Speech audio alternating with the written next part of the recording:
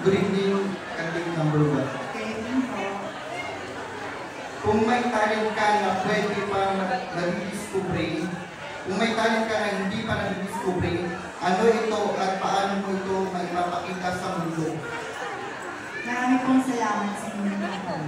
Kung may talento pa po ako hindi pa nag-discovery, ano ito? Ito ang spoken word artist.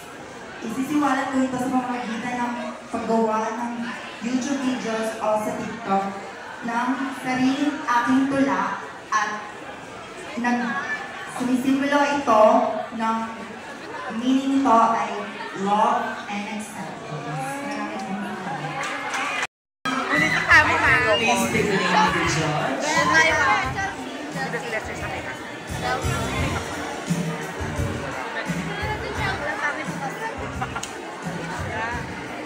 She picked Honorable Jasper John Ortega.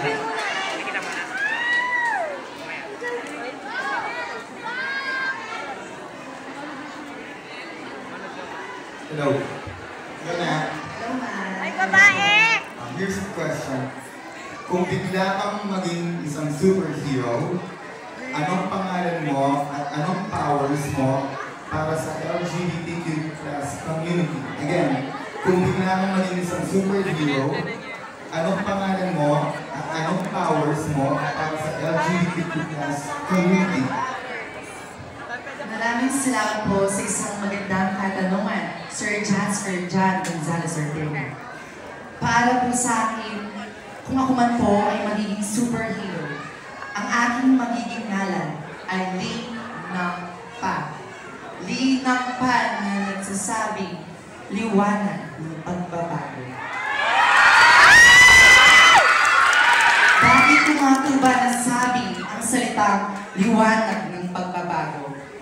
Bilang isang miyembro ng tinatawag nating LGBTQI+ community, ilang beses na kaming nakutsa, na-discriminate, at hinusgahan ng aming pagkatao base sa aming kasarian. Pero ipinapakita po ng aking kapangyarihan na ako po ay merong isang araw o liwanag. Ang liwanag ay pumapatay sa dilim, at ang dilim ay sumisimbolo sa discrimination at pangungutan ng tao.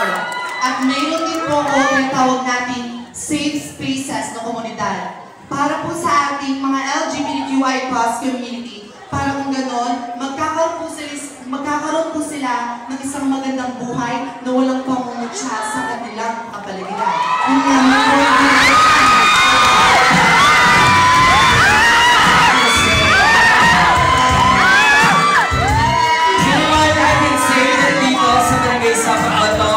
we have a very safe space kasi makikita mo hanggang sa labas ang daming sumusuporta sa Diyos na nag-ikatlong light sa 2025. Kaya mapalapakan niyo po ang bawat isa. Let's continue the casual interview with candidate number 3. Ako ay naggalang sa aming tribo na tinatawag na Aita. I salute these people. Kaya naman ang sinasabi nilang kuyon at ang iba naman ay ang tuwid. Kaya naman, make them proud, and I'm really excited for your question and answer. Once again, you picked Honorable Jasper John Ortega. Hello. Hello po. Okay, here's your question. Kung may chance kang magpalit na mukha sa isang sikat na artista, sino ito at bakit? Again, kung may chance kang magpalit na mukha sa isang sikat na artista, sino ito at bakit? Pipiliin kong magpalit ng mukha kay Vice Ganda. Dahil siya ang reyna ng katotohanan at inspirasyon sa gitna ng mapanghusgang mundo. Thank you. Thank you so much. Actually practiced just yesterday. Alright, thank you so much. I have chosen Miss Joven po. Hello. Hi, good evening. Good evening. Kung meron kang sariling tagline, bilang Reyna, ano ang perfect tagline para sa'yo? You know what? I'm a queen, so I can tell that my tagline will be a queen of happiness. Because always remember that if you're going to search or browse the dictionary, if you're going to search the meaning of a gay dictionary, you will find happiness. Happiness that gives in our society. Thank you. Thank you. That's a good answer.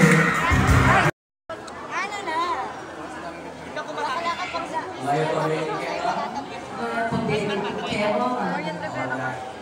Iikatang mutane, kung ang pagiging Diyosa ng ikatlong lahi ay isang pelikula, ulitin ko, kung ang pagiging Diyosa ng ikatlong lahi ay isang pelikula, anong title nito at sino ang bida? Gusto ko lang pong sabihin sa inyo na ako ang bida at gusto kong ipaalam sa lahat ng tao. Gusto kong malabas telebisyon. Yun lang po. Maraming salamat. Thank you so much. She'll be the bida, Contra Bida for Don't Movie. Let's continue with candidate number 7. 6, I'm sorry about that. Please state the name of your judge.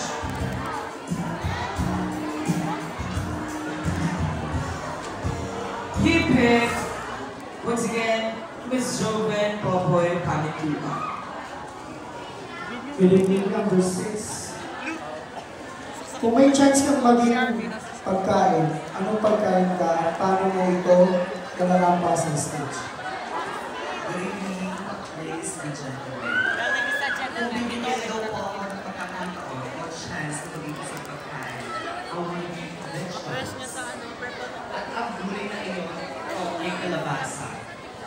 Ano nga ba ang nakukuha natin sa benepisyo ng kalabasa?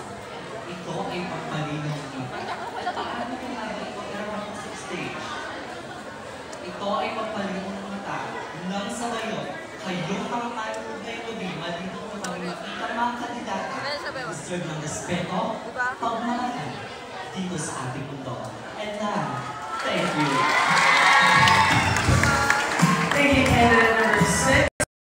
Kung may hugot na rin ang iba tayo sa mga sawing sa pag-ibig, ano ito ang bakit? Wow! Maraming mong salamat sa isang napakagandang katanungan.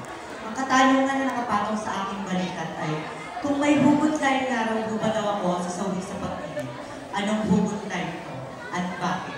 Ito ay ang love is no has boundaries. Dahil anuman po ang kulay, anuman po ang edad natin, o anuman po ang katayuan natin o sexualidad na meron tayo, deserve nating mahalin at deserve nating magmahal. Thank you. Number 8, this is your question.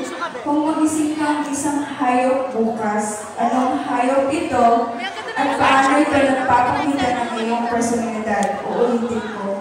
Kung magigising kang isang hayop bukas, anong hayop ito at paano ito nagpapakita ng iyong personalidad? Thank you. I would choose an animal lion. Fierce yet compassionate. I protect my pride and also I roar not to scare other people but to lead. And in the face of fear, I want to stand strong with courage just like my crown because I believe that leadership begins when bravery and love meets. Thank you.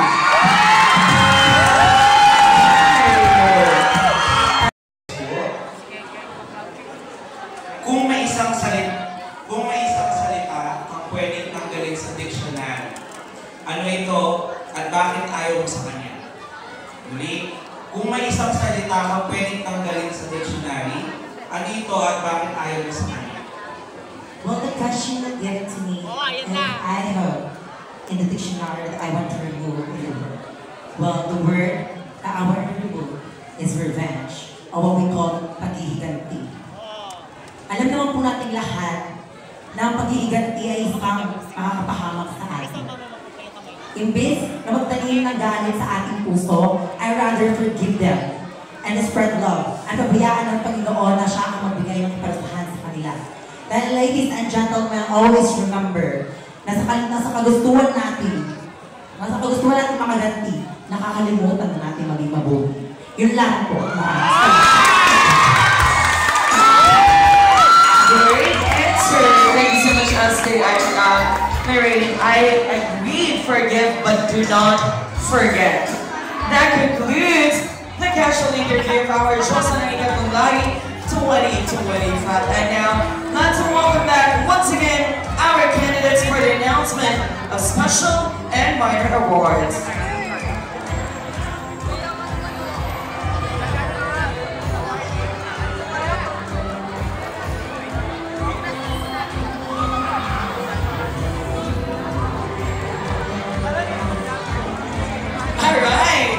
It's a prank, hindi pa pala announcement. Okay, you know what, ladies and gentlemen, tonight is not just a competition, but this is rather a reunion of Diyosa ng Ikatlong Lahi ng Sapang Bato. You will be seeing them once